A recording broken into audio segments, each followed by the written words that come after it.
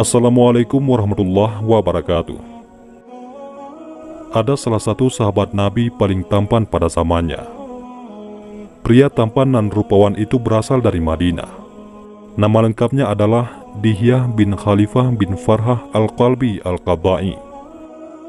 Namun penduduk Madinah lebih mengenalnya dengan nama Dihyah Al-Qalbi. Dihyah Al-Qalbi memiliki fisik sempurna dan penampilan menawan yang membuatnya populer dan terkenal. Kala ia muncul di keramaian, selalu mencuri perhatian. Tiap melewati jalanan Madinah, para gadis tiba-tiba keluar rumah sambil mencuri-curi pandang. Menurut penuturan ahli sirah, Nabi Muhammad SAW adalah pria paling tampan dari Makkah. Sedangkan Dihyah Al-Qalbi merupakan penduduk Madinah dan sahabat Nabi paling tampan. Saat kedua insan itu sedang bersama-sama, para sahabat seakan melihat dua simbol keindahan dari golongan Muhajirin dan Ansar menyatu. Siapa yang mengira di pelosok gurun pasir yang panas terdapat unsur-unsur keindahan yang patut dikagumi. Kendati demikian, Dihyah Al-Qalbi sadar bahwa nilai seorang muslim bukan pada penampilan fisiknya, melainkan hati dan takwa. Tanpa hal itu, manusia tidak bernilai di hadapan Rabb-Nya. Inilah standar kualitas muslim yang sebenarnya. Mengukur seseorang bukan dari apa yang ia lakukan. Oleh karenanya, Dihyah Al-Qalbi berusaha meraih kesempurnaan amal setelah memiliki kesempurnaan fisik.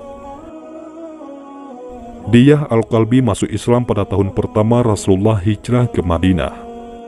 Ahli sejarah menulis bahwa ia telah bersyahadat sebelum peristiwa Perang Badar tahun 2 Hijriah. Hanya saja ia tidak ikut dalam perang tersebut dan baru terjun pada Perang Uhud. Dalam peristiwa itu, Dihyah ikut memanggul beratnya perjuangan mempertahankan kota Madinah dari serangan kafir Quraisy. Setelah itu, ia tidak mau absen dalam kencah jihad, bahkan setelah Rasulullah SAW wafat. Buktinya, ia ikut serta dalam perang Yarmuk yang terjadi pada era pemerintahan Khalifah Umar bin Khattab. Setelah itu Dihyah memutuskan untuk menetap di bumi Syam hingga ia wafat. Ada cerita lain di balik ketampanan Dihyah Al-Qalbi. Menurut riwayat yang sahih, malaikat Jibril alaihissalam kerap turun ke bumi dengan menyerupai rupanya. Al-Kisah dalam perang Ahzab, setelah Rasulullah memastikan kaum musyrikin benar-benar meninggalkan Madinah, beliau pulang ke rumahnya dengan tenang. Tiba-tiba, malaikat Jibril turun membawa perintah dari langit untuk menghukum kaum Yahudi Bani Quraisyah. Sayyidah Aisyah bertanya, "Ya Rasulullah, siapakah yang berbicara dengan Anda tadi? Kamu bisa melihatnya?" Nabi balik bertanya. "Iya," jawab Sayyidah Aisyah. "Mirip siapakah orang yang kamu lihat tadi?" tanya Rasulullah kembali. Sayyidah Aisyah menjawab, "Ia mirip Dihyah Al-Qalbi." Rasulullah lalu menjelaskan siapa sebenarnya sang tamu. Ia adalah Jibril yang turun membawa perintah agar aku segera berangkat ke perkampungan Bani Quraisyah. Salah satu misi penting yang pernah diemban Dihyah ialah menyampaikan surat Nabi kepada Heraklius, yakni Kaisar Bizantium. Di penghujung tahun 6 Hijriah, Rasulullah mengirim surat kepada para raja di Jazirah Arab dan sekitarnya, guna mengajak mereka masuk Islam. Nabi memilih sahabat tertentu sebagai duta yang akan menyampaikan pesan-pesan tersebut. Misalnya, Adi bin Hatim ditugaskan membawa surat ke Muqaykis, yakni Raja Mesir, karena ia pernah memeluk agama Nasrani. Muqaykis tak hanya raja bagi bangsa Koptik, ia turut menjadi pemuka agama Kristen bagi mereka. Pengalaman Adi bin Hatim sebagai penganut Nasrani akan bermanfaat saat berdiplomasi dengan Muqaykis.